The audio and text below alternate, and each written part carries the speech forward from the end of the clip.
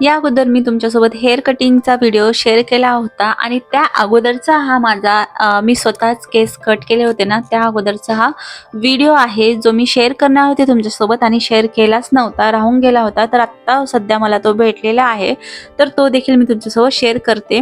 मी स्वतःच ना 2 महिन्याला एकदा अशा पद्धतीने हेअर कटिंग करून घेते स्वतःची स्वतः आणि 2 ते 3 इंचापर्यंत ना हेअर कटिंग केली ना आपण, खालची केस जर कटिंग केली ना तर आपल्या हेअरची ग्रोथ देखील छान होते.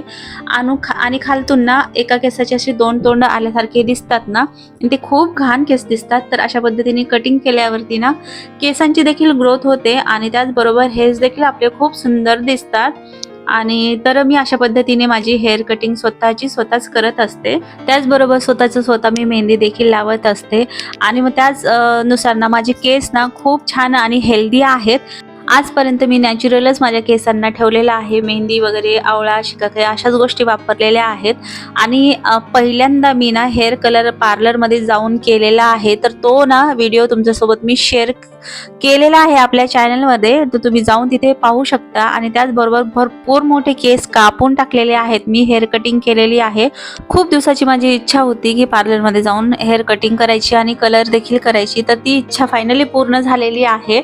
आणि तो लुक कसा वाटतो तर ते देखील पाहून मला कमेंट नक्की करा. पुन्हा भेटूया छान व्हिडिओमध्ये. बाय.